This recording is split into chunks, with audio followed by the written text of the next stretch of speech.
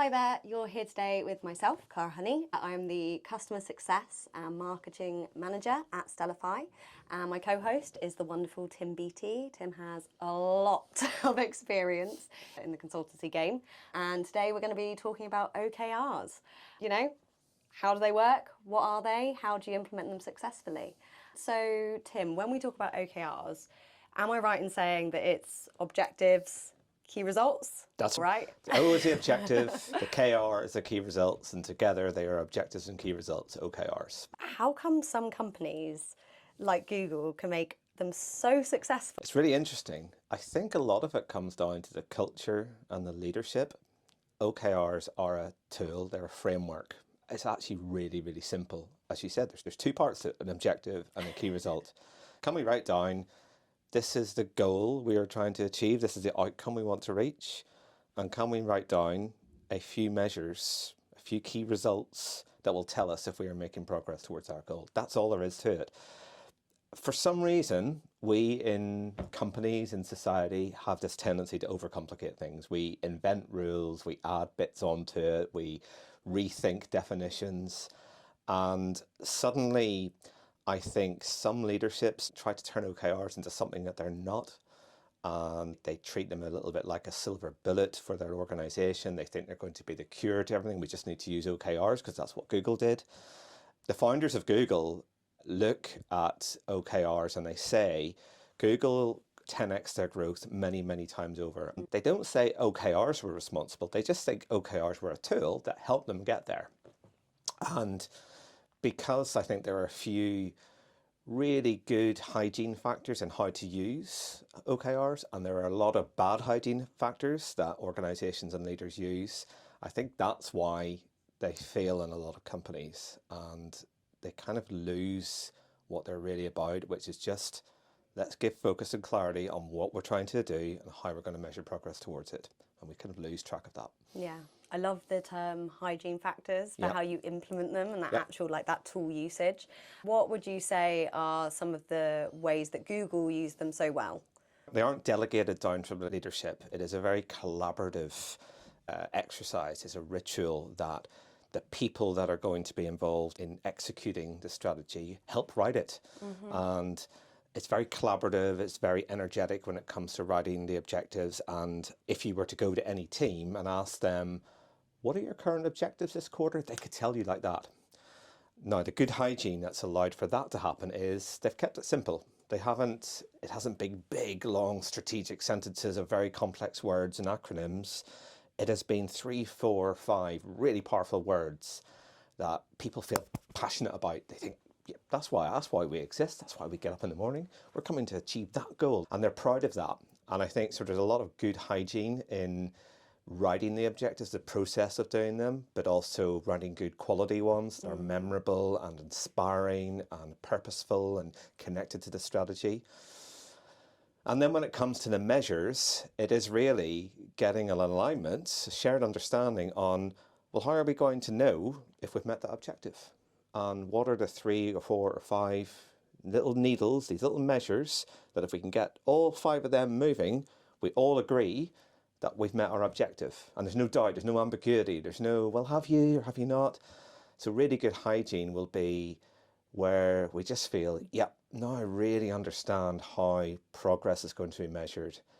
And we're ready to go and execute on that. And we're ready to start moving those needles.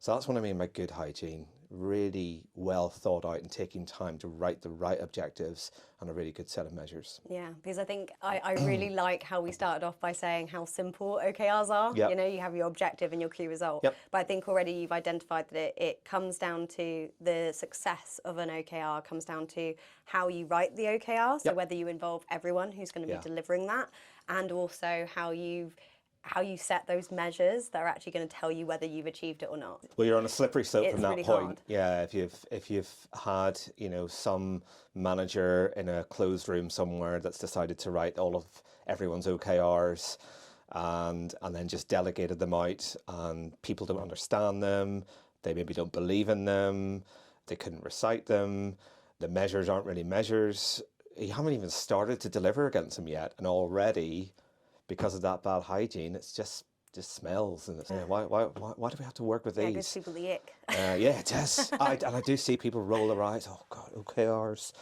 Oh, yeah, when I get these things, I don't understand, and they're going to beat me up if I don't reach my OKRs. And it's just all got off to a really bad start if we don't have that good hygiene in place. Why do people tend to go off on their own, managers, and try and figure out this objective when actually the kind of guidance around OKRs is actually to get everyone in a room together? If you put yourself in the shoes of a very senior manager, probably under huge pressure, probably got all sorts of stakeholders, and maybe there's owners of the company or shareholders or the stock market, and all they want is performance, high performance, and usually monetary money comes back to it. So there's a lot of pressure on the shoulders for these people.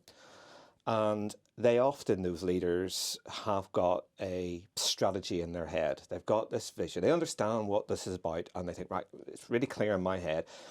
I just need to get my organization doing all the right things.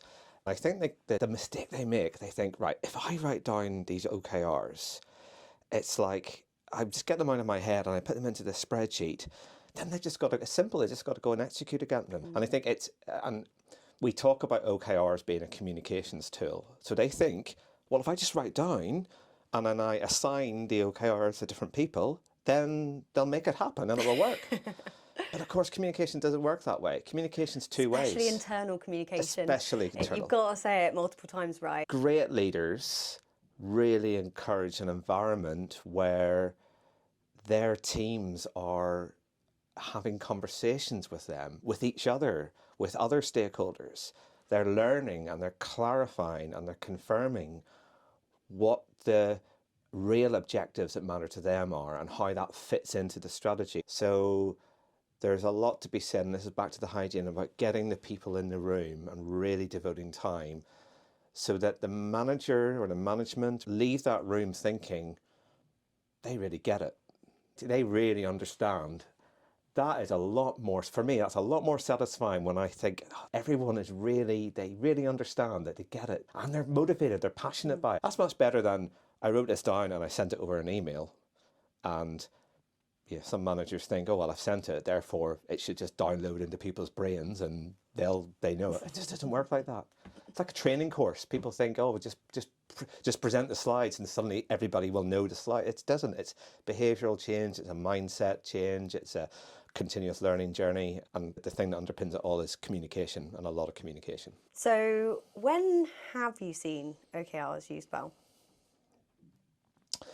I have seen them work well when teams stick at it. I have never seen a set of OKRs work really, really well by a brand new team using OKRs for the first time. When I first used OKRs at a previous company, and it didn't work well at all. I now know, having learned from other people, including my co-founder who came from Google, I now know all of the mistakes that we were making. But we had to make those mistakes. We had to learn, we had to iterate. I think where I see teams that will write some OKRs, give them a go, get to the end of that first quarter, realise, yeah, they worked all right, but we could be better next quarter. Next quarter, they're better, and we're suddenly starting to think, oh, okay, yeah, these OKRs could be helpful. The third, it's always the third for me, if we stick at it for 3 iterations, then I find teams and organisations really get the benefit of them because they adapt, they learn, they look back at their first set of OKRs and think, they weren't very good, were they? But you couldn't possibly have known that then. You've got to learn as you go along. You've got to learn by doing. You've got to see whether needles move. You've got to then figure out where they're the right OKRs or not. So I think organisations and teams that stick with it and iterate and build in learning to the way of working really helps. I think teams that have got coaching and help and support and facilitation, especially those writing them, I said get into a room, well, get a really good facilitator to help get that conversation right. Maybe get a little bit of help as you're going on, just to keep you within the guardrails. I think there's lots of different ways you can do that. So I think organisations that stick with it and accept help from others are the ones that succeed the most. Yeah, so you've got to be in it for the long haul. You've almost got to have someone who's like your guru, kind of taking you through it just for those first 3 cycles. And then hopefully you're enabled enough you've learnt the rules and the regs, and you can kind of carry on and keep your team moving along that trajectory. If you're a larger organisation and you've got several teams, you might find one or two of them really, it clicks with them a bit earlier, clicks with everyone at different points. But then they can become the seed, the advocates, the go-to people. So there can be sharing between teams, and you can go and see how other teams are checking in on their OKRs and how they're adapting their behaviours based on what they're learning. So it can be a real learning ecosystem from each other. It doesn't have to be an external person. Yeah. But yeah, finding those people, helping people find their feet, and then once they do, having those people help other people find their feet. That's set up for success. One thing that's really come out of that for me is how it's so much bigger than just a tool. Yeah. Like, it feels like it's a real shift in behaviours and in culture and in the way that you do things. Yeah. And you mentioned the benefits. So those organisations that do stick with it, who go through those 2 or 3 cycles, who get a bit of enablement kind of added in there by a coach or someone who knows what they're doing or has experienced them before, what are some of the benefits that they'll possibly see? There's loads, because when I see OKRs work, they really work. They really help organisations become high-performing organisations. I think the number one benefit is everything's connected. It means people come to work and the stuff that they do is connected to something valuable, right? It's connected to purpose. It's connected to an outcome that really matters to the organisation. And when used correctly, we start removing waste. We suddenly realise all this stuff that we're doing, but it's not moving any of those key results. Now, there might still be a good reason. Unexpected stuff comes up in our day jobs and we do have to do that, and it doesn't move a needle. But what it does, it just gets us to think every day, am I doing the thing I'm doing today, is it helping move a needle towards one of the outcomes that we set in our OKRs? And I'd love to jump in here because obviously we're working together at Stellify, we're using OKRs, we're advocates for them. And I think I'm brand new to them, so I'm on my first cycle at the moment. Yep. And I think one of the things that I'm really loving about it is the work satisfaction that comes through. At previous jobs, I'd finish a day of work and, like you say, things crop up and there's some parts of jobs that you prefer doing over others. But there were so many days where I go home and I go, what on earth did I actually get done today? Like, what needle did I move? Like, what's actually progressed? Yep. And seriously, being at Stellify, like, I don't think I've had a day where I haven't been like, oh yeah, that action resulted in getting more people onto the platform, utilising it. Okay, great, that goes towards this, key result. And I think that just opens up, it's great for work satisfaction, and I think, So the fact that you're connected to that bigger strategy, that purpose, and you can see it, has got so many positive ripple effects. First of all, if you're the leader or if you're the founder, it is like, you suddenly see, it's not like, what are all my staff doing? It's so much waste going on. No, I see the needles move, and we wrote those together. So I feel like, yep, this is what everything my team are doing are helping bring this bigger thing to life that we set out to do together. And I mean, as a founder, do you feel that it really helps you prioritise and kind of see the light through the gloom? It does, yeah. Well, it helps me prioritise and it helps me learn. Yeah. It's like there are hypotheses, there are guesses when we put these things together, that if we measure these inputs, it's going to have this effect and it's going to generate this output and outcome. We find out quite early where the blockages are in achieving the bigger goals, right? Because the whole thing's connected. I love it because I see week by week where the risks are, I see where things are drifting. But to your point, I could see everybody feeling the impact of what we're doing. It isn't like my job is a document writer or a coder or an operations person. They just have that extra bit of context that maybe they wouldn't have had otherwise. And you've no idea how powerful that is, how many little decisions that they're making in their brain just to themselves because they've got that little bit of extra context, because they've seen how it all connects together. And like you say, I think it makes you much happier at work. It makes you want to get out of bed in the morning to go and do that, because you just see why I'm here, what the problems we're trying to solve, and you start to feel much more connected to the benefit we're trying to bring with the thing we're building. Because I know what George is doing, our developer. I know what you're working on at the moment. I'm aware of what our priorities are around revenue and growth, and all of that comes into what I'm doing when it comes to marketing and what I'm doing in my customer success role. I'm not there going, oh, should I be promoting this new service to this client? It's very clear that yes, you should be, or that one isn't launched yet. When that OKR for George moves, then I know that we'll go, you know, which just cuts out all that in between kind of gubbins that can clog everything up. Yeah, and it's such a shift, and it's not what's my to-do list that my manager's given me, it's what's the important measure that I'm trying to move forward. And I can come up with all sorts of ideas. I'm allowed to try different things out. I'm allowed to go and experiment. My focus is about getting that measure forward, not getting that task ticked off. And that's such an important difference, I think, when it comes to this way of working. Yeah, because I think when you have that to-do list, that kind of task list that's been delegated or allocated to you, you know, it just brings this like cynicism into it. You know, I think everyone's written a PowerPoint that they just go, no, this is never going to see the light of day. No one's ever going to read this. No one's ever going to get anything from it. You know, but if I'd been able to go and do a workshop about it, that would have been different, you know, or if I'd been able to involve people in the start of it, that would have been different. Or actually, no, we should be focusing on that area of the company, not this area, you know. Yeah, I think it's been really transformational as an employee working with them. I'm looking forward to seeing how it goes in the second and third cycle. Exactly. It can only get better. Well, it is just going to get better. It is just, I think it's really interesting as we come towards the end of a quarter and an opportunity to reflect and retrospect. I'm really excited to look back and think about, well, yeah, maybe that could have been better. And that's through no fault. I wouldn't say we should go back in time and change that. It's just like, okay, how are we going to make it better next quarter? Yeah. How are we going to bring all of that learning into that? Yeah, definitely. Cool.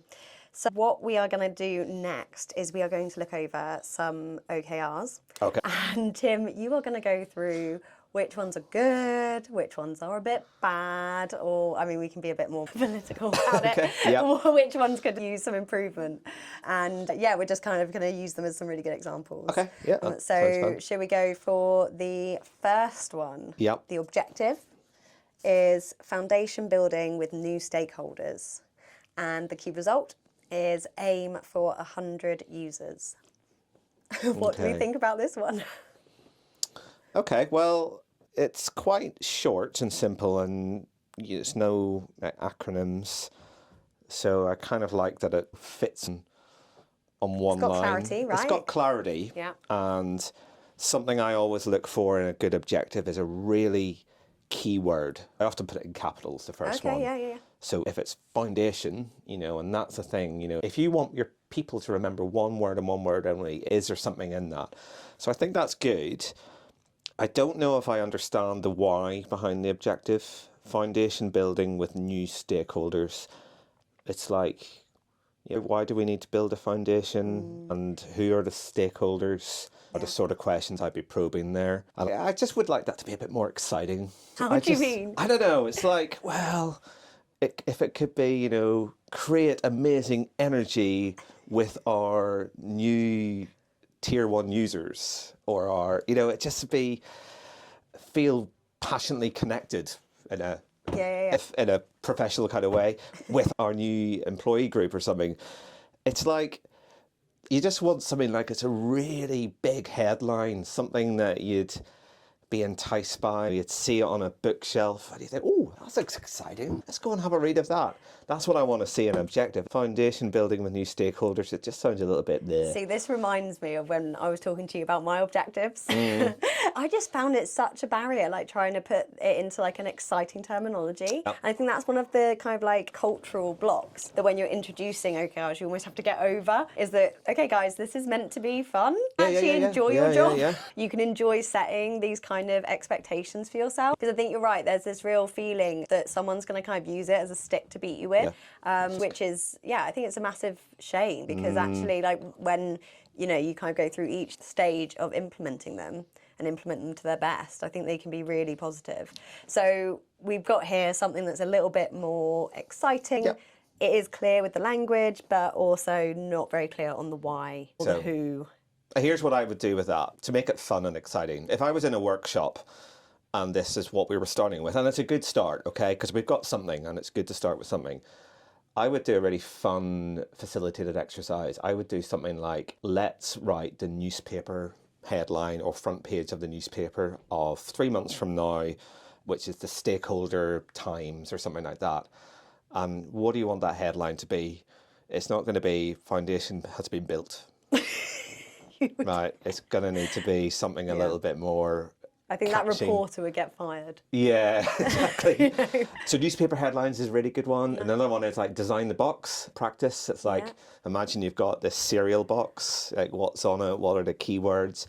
And often the creative energy, fun stuff comes out of that. And then you say, right, let's pull that back into an objective. We've got some nice little crib sheets that have helped with this. We've built another few little tools that sort of help bring all of those energy juices and get it back into this nice crafted sentence. Big keyword. I love an emoji. You probably noticed I put emojis in front of all of ours. Yeah.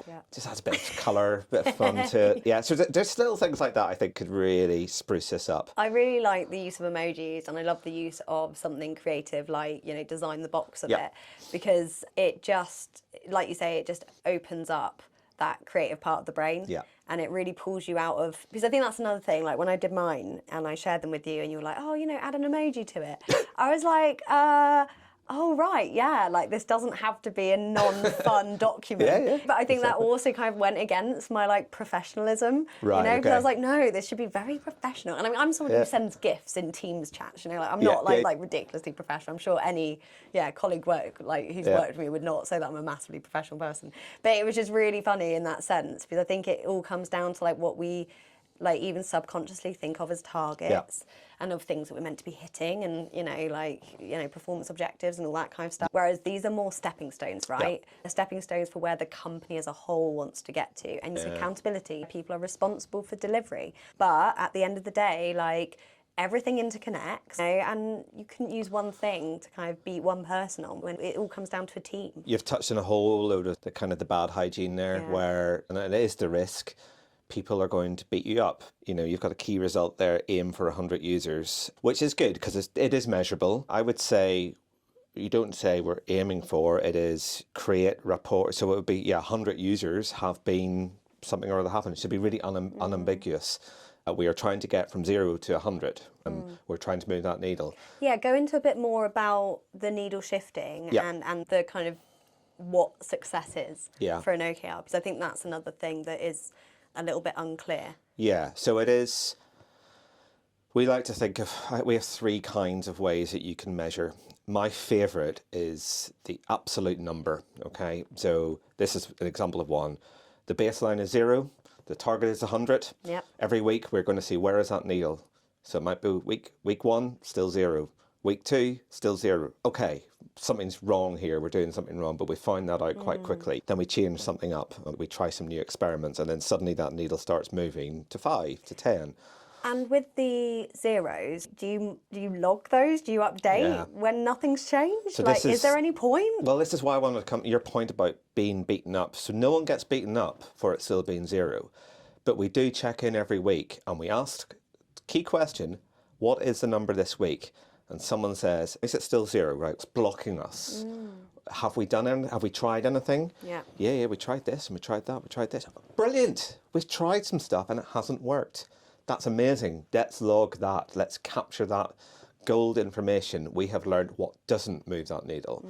So what are we going to try differently next week? Oh, we're going to try these 3 things. All right, great. We'll come back next week. So yeah, it's probably even more important to log the fact it's still 0 and just a line or 2 as to why. And it might be, we just haven't had time. We've had urgent operational problems. We had a big outage. Again, it's fine. Just make a note of that. We will start to learn. We'll start to draw connections about what are the reasons that are preventing movement of the key result. And if we just get into that regular cycle of checking in, has the score moved? What information can we put about that? We're gradually going to learn about what works and what doesn't work. I love it as a way of also kind of shifting people's perspective on reflecting and reflection. Yeah. Like it feels like it's so iterative that every week you're asking, okay, what do we do towards this key result? Okay, it didn't move it. Let's celebrate the losses as well, things that didn't work, and let's log them so that we never do them again, and so that whoever steps into your role in 6 months or a year doesn't do them again. You know, so we've literally got it all documented. I think that's so important to document those losses as well as those wins, because they're equally as important, right? And I also sense that if you do that regularly, that's when you can start to filter out some of the key blockers within the entire business, you know, if you're small like us, or within certain teams or disciplines in larger organisations, because the same issues will keep cropping up time and time. Like, it's like a big stone in a pile of sand, right? It can't help but shift all the way to the top. And then, and I mean, we're starting to do it now, aren't we? We're almost at the end of Q1. We're already starting to recognise those big stones and plan to tackle them in Q2. Because you get... And what about that cadence in when you plan an OKR? And what's the kind of like, what have you found is like the perfect kind of cadence? This is one of those it depends answers, classic consultant speak. If I'm a leader of a several thousand person company, I'm probably going to want to set intent for the year ahead, and having an annual OKRs, I think, is the big rock then that I think other teams can then start to nest into and connect into. So I do think of that. Teams and departments, I have found the sweet spot to be quarterly. I think quarters are great. 3 months is long enough to do something really tangible, really, really impactful. If you're really focused. And that's why you have 2, 3, 4 objectives with key results. And I think you can really celebrate. You can actually, we can ship things to users. We can release brand new marketing. We can launch a whole new product. A quarter is long enough to do that. So I find that, and I do see teams reset them every month, and I think that's good as well, but quarters is probably the sweet spot. The other cadence to talk about then is how often do you check in them? Because the big anti-pattern I see is we write them at the beginning, we file them away in Notion or Google Drive, and we don't look at them until the last week, whenever suddenly someone says, hey, can I get your OKR report? I find a weekly check-in was a ritual that my co-founder introduced right at the beginning, and we've stuck with it for 4 years now. I actually find over time, we get so used to that, and we start to reprogram our brains into what's the key result we're moving forward, that I start to see team members not wait for the check-in, but they go in when they know something's happened and that's moved the needle. Then they're going to go in. Oh, I love that. Oh, I'm going to do so that. Exciting. Oh, look at that. The little bars just added more colours. Oh, it shifted from red to orange. It's like, why are we waiting until Thursday to do that? Let's just go put it in. So, and I think that we eventually, when an entire team are doing that, maybe then actually you don't need to have. One of the things I've loved about our team recently is we don't spend time during that rustling around for what's the number. We've already done that bit. That's just mechanical. So someone comes to the check-in and we've already got what the numbers. Then we focused a half hour on really talking about what have we learnt, what's blocked us, and what are we going to try differently.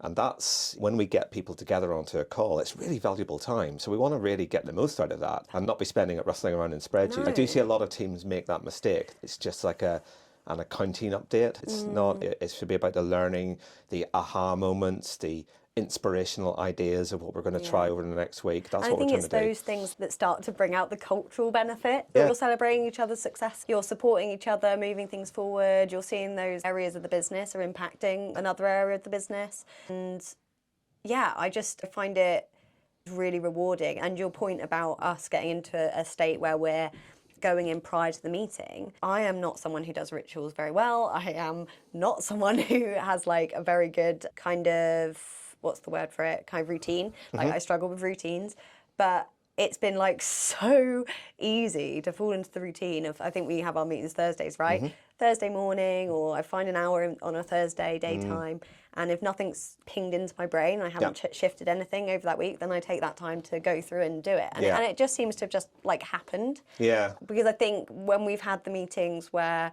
we've been able to really talk and unpick, I find really inspiring. So I want the meeting to be about that, not looking up data. You know, that's not what I'm kind of interested in. And there's actually a ripple effect from that, because you're putting your data in before we've got our integrations. We're getting a Slack note. So I know George added 2 new APIs yesterday.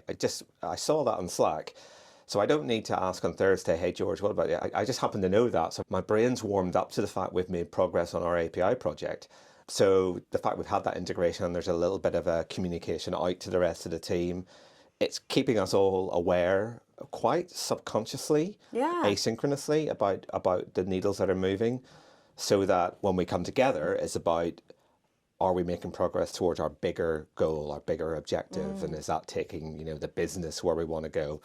And that's a very powerful conversation for us to have, on a weekly basis and to really get into the crux of that. So the next objective, we have some nice emojis here, which you'll be proud of. Like that. Retain clients and grow their user base through strategic user adoption activities. And the key result is increased total update actions in Q1 by 8 to 12%. Okay, so love the emoji. If I were to do that, I would put retain in big capital letters, because that's what this is all about, retaining. Okay, so let's just focus, retain. Yeah. I like retain clients and grow their user base. Do you know what? I would probably end it there. Yeah. I think the strategic user adoption activities, we're starting to get into the how. That bit we can leave for the execution. I think I would probably shorten that a little bit. I think the key result, again, is good. Now, this is the second kind of measure. I said the first one was an absolute number from 0 to 100. This is a percentage-based measure, which I like because they're measurable, but they are sometimes hard to calculate.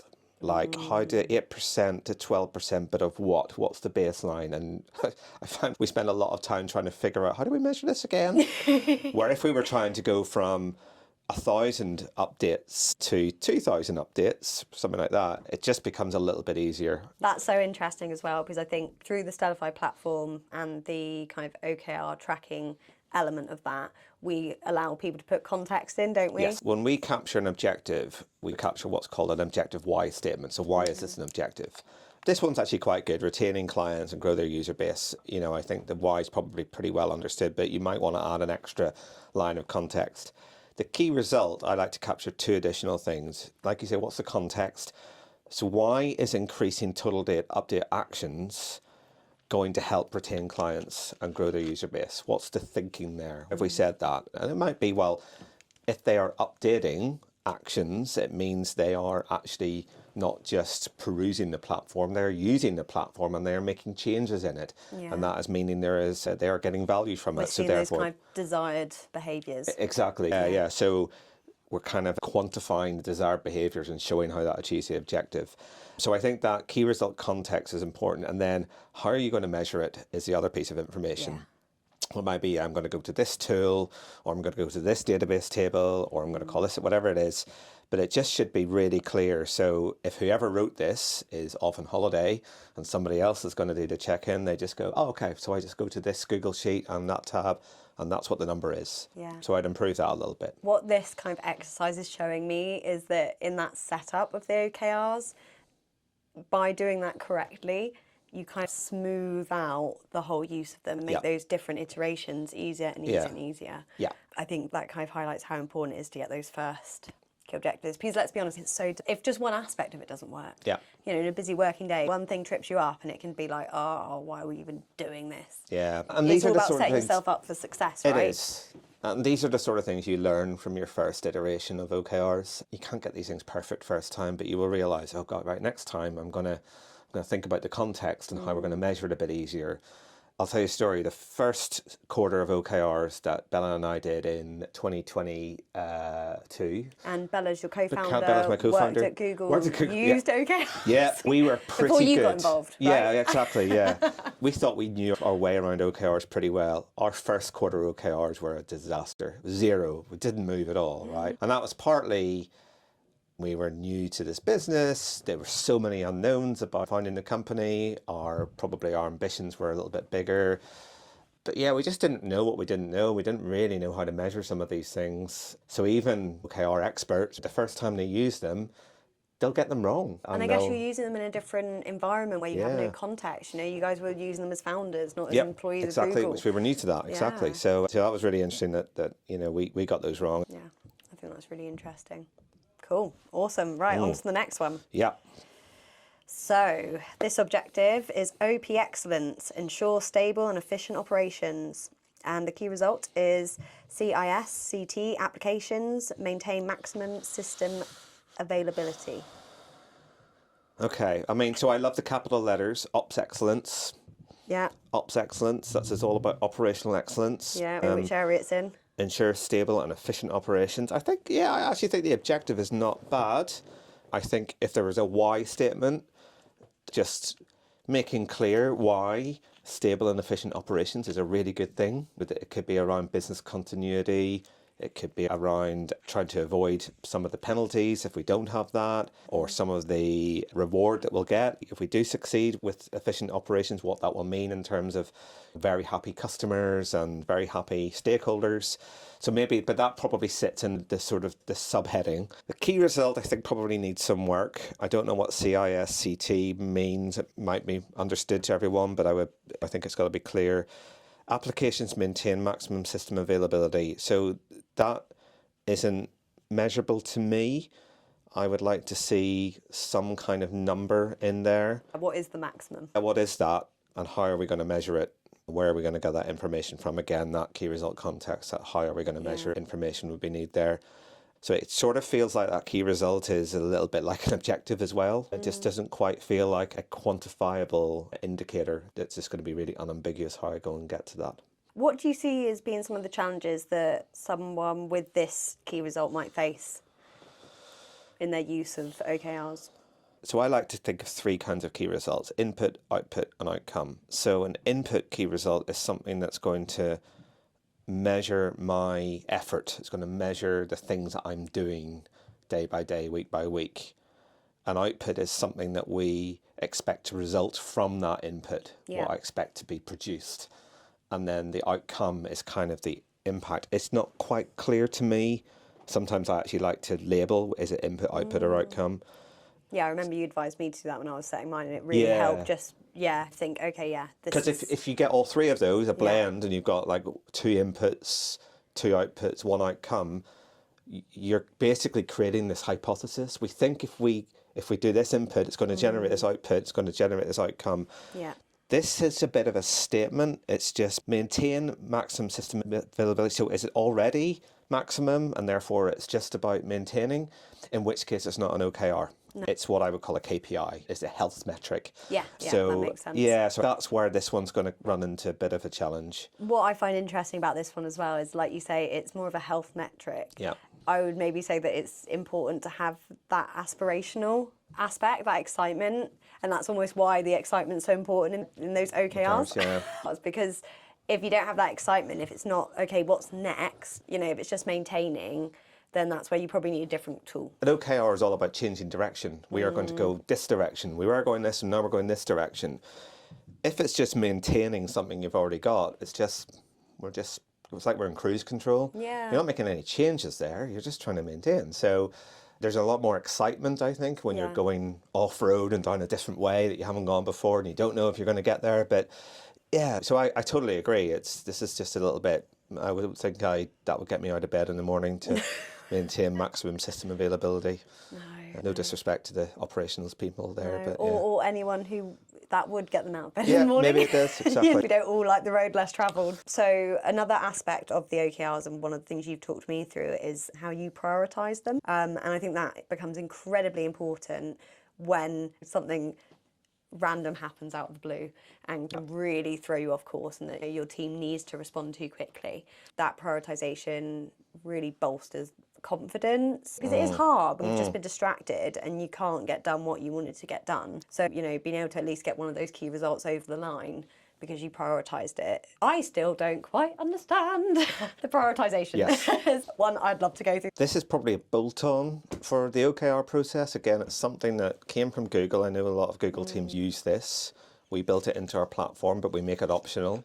But it's in response to that question that a lot of leaders say, but what happens if there's just one thing that has to be done in order to stay alive or to be compliant and for our license to be renewed? There is this one thing, and it is the be-all and end-all, and we can have all of these OKRs, but that thing that has to be done, this is going to be your friend here. And we use priority levels of P0 up to P4. Now, P0 is that tool that you use if there is a thing that has to happen. And I'm really reluctant to use P0 unless it really has to happen, okay? Because what we're saying, we are committing to do this particular key result or this particular objective. You must have come across people in your career, everything's a P0. So I think that's really good to kind of just go, no, this is an absolute gem in your toolbox. Don't touch it unless it's going to literally... Down to business. And so use it with caution, because it is there, and it, by design, it's there to change behaviours. Because what it does, it says to everyone, it's a communication tool to say, we do this by hook or by crook. If everything else drops, that's okay, because this is the only thing that matters. We also commit to saying we are going to do this 100%. None of this 40, 50, 60% learning. No, this has to be done, and has to be done to the absolute completeness. Which sounds good to some people, but it removes a lot of innovation and experimentation and learning. It does create a negative culture, but sometimes it needs to happen. Like, we need to get a certain amount of throughput in order for this to actually work. Yeah. So it is a tool that's there. I don't think we've had an objective in our 4 years where we've made it a P0. We have had key results where we've just said, look, let's just use this to communicate the fact that if we have to turn everything else off, this is the thing that creates focus. Yeah. The others, P1, P2, P3, P4, they're just relative. It's just a way for us to say we're going to really focus on this a bit more than that.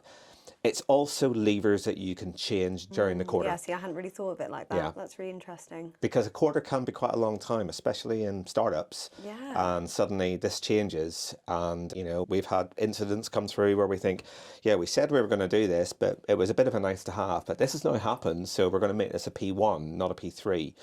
So it is a thing that can, and again, it's more to create that communication, that clarity, especially where there's multiple teams, where, you know, we say, right, we're not going to move this up. So other key results that might be connected to that, you might want to think about moving that up so that we're all aligned. So again, it's a communications tool, it's a clarification tool. It allows us to relatively reprioritize and adapt to feedback and adapt to change. So really helps with agility when it comes to using OKRs. And when I gave you my key results, you were like, why are there 6? Why are there 7? So what's the best number that you can have? I would say 3 to 5. 3 to 5. So the real acid test is we all step back and we talk through and we read down the story, the key results, and we look at the objective. We say, so our objective is this. We will know that we have met that objective if this has happened, this has moved, this has happened, and this has moved, this has happened, this has moved. Do we agree? And everyone's going, yes. Oh, yeah, if those 3 needles have moved, we have definitely hit the objective. High five, right? That means you've got the right key results. Now, if you can do that with 3, brilliant, because you can probably remember 3. It comes back to that memorising it. Yeah. And then really being like in the psyche, right? Exactly, because then you're suddenly going to start, what are 3 measures for the next quarter? Now, sometimes it needs 4 or 5. More than 5, it's really hard to remember all that. It just suddenly, it becomes noise. So you're trying to get, what are the 3, 4, 5 signals that tell us? Now, I don't want to sacrifice key results if it means we're not going to meet the objective, we're not going to achieve the outcome. And I mentioned before input, output, and outcome. And I really like to have one of each, because we are then creating that thread between the effort you're putting in and the outcome that you're going to receive and impact. So I think you need to have one of each. Often you need an extra 1 or 2. So 4 or 5 seems to be the sweet spot, is what I'm finding. Yeah. Because I think, it's enough information for you to measure that really articulates that you've met the objective, and it's unambiguous and everyone's clear what we mean by that objective being completed and achieved. Yeah, okay. So I'll cut down my 12. No, I'm joking. I think I'm at 6 I think we got you down to about 7. But this is one of the ones I thought, she'll learn this quarter. And when we get to the second one, it's all right. I like that, the self-actualization. Absolutely. Yeah, very good. Okay, brilliant. So my final question, we touched on this aspect of, I hadn't quite realised it was unique to our platform, and yours and Bella's experience with OKRs. But it'd be great if we could just dig into a little bit more around the why and the context. So we have why for objectives. And when you are kind of framing that why, is that very much focused around like how that objective affects the wider business? Exactly. Yeah, exactly. I think it's just a little probe, it's a little mental model to think, we're writing this objective, and we have a lovely little guide that helps you write great objectives and criteria. It's just a little sense check. Why is this important? And if you're then looking at maybe a more strategic objective or a North Star, it's just triggering that is this objective going to help achieve that? And if I can articulate that in one sentence, a why statement, it just joins it all up. Yeah. I mean, we can join it up through measures and visualization and so on, but I think it's really good to talk it through. So if I then go to anyone and say, so what's your objective? And they tell me, why? Why are you doing that? If they can answer that, we're off to the races. I think that's so interesting because I've definitely done it myself, but I think we all know managers and leadership that have personal gains and aspirations, and you can see how that then means that although senior management might be saying one thing, once you get down a couple of levels, it all starts to unravel. Yeah. And I think the fact that we recommend OKRs should be decided amongst a whole team. Yeah. That obviously cuts down ego, it brings out all the best in people, hopefully, and everyone's singing off the same hymn sheet. Yep. But I think the fact that you've got that why and you're actively asking that question of whoever's inputting it means that it really is kind of held in relation to... Yeah, and it's a real clarification. Like, I saw you'd written why statements, and I looked at them, and I thought, yeah, that looks right. But if I'd seen something... You'd seen it before, and you were like, what is this kid? Well, no. Why the hell is she focusing on this? Yeah, but that just happens sometimes. And it's like... People thought, oh, wow, that's why they think we're doing this. Oh, gosh, the communication's been lost here. Need to fix that. And this is one of the little things we're trying to do. If people can write down why, and then we can just sense check that with other stakeholders or leaders. If it's wrong, okay, let's iron that out. Because if we don't iron it out now, everyone's going to go down these paths where they think they're doing it for this reason, and it's the wrong reason. That's been miscommunicated. So it's a real good catch, I think, by having a why statement. Yeah, that's brilliant. Yeah, definitely. Again, it's a communications tool, so it is very easy to pluck numbers out and measures. I know one of our big customers, the CIO, sent me a spreadsheet of his key results the first time I saw them, and it was like just every KPI under the sun. It was hundreds of them. How do you decide which ones are actually directional key results? If you have to think about what's the context of this, it's okay, I'm trying to reduce outage by 1%. And it's, again, why is that measure going to help us achieve this operational excellence objective? It just provides that little bit of commentary, that little bit of qualitative reason behind this being a measure that's important, so important that it's one of our 5 key results. Yeah. And just sometimes the numbers alone, we miss that commentary. And it comes out in the workshops, in the sessions, so we're all aligned, but will that be remembered in 2 months' time, or when the person who was off sick, who wasn't in the room then, and they're wondering, why are we measuring this? It just fills that little hole, that little gap. To finish up, what 5 things do you think a team needs for OKRs to really work for them long term? So number 1, stick with them. Give at least 3 iterations before you really judge if they're being effective. Number 2, invest in the time up front to write really good OKRs in a room together. Really collaborative, well facilitated and coached if you can get that right. So really invest the time on getting them right. Number 3, avoid bad key results. How do we do that, How do we do that? So when I say the really bad key results are the ones which are binary, it is tick this, do this. Avoid tasky key results. Really make sure they are measures that matter. Stick to planner. Yeah, exactly. Yeah, exactly. So yes, stick with them, collaborate on writing the objectives, make sure the key results are actually measures and measures that matter. Number 4 would be check in regularly, at least once a week as a team.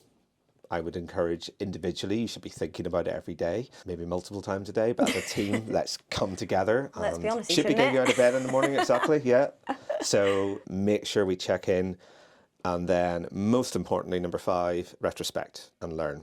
So make sure we take the time out. Definitely at the end of the cycle, maybe even do something middle of the cycle where let's just reflect. Let's just look at the data, what's working, what's not working about the OKRs, what's working, what's not working about the OKR process. Are there things we want to change? We need to make our check-ins a little bit longer. We want to change our check-ins to a Friday rather than a Thursday. Whatever it may be, there will be ways you can continuously improve the process as well as the OKRs within the process. So make sure you reflect and learn regularly on it. Brilliant. Cool.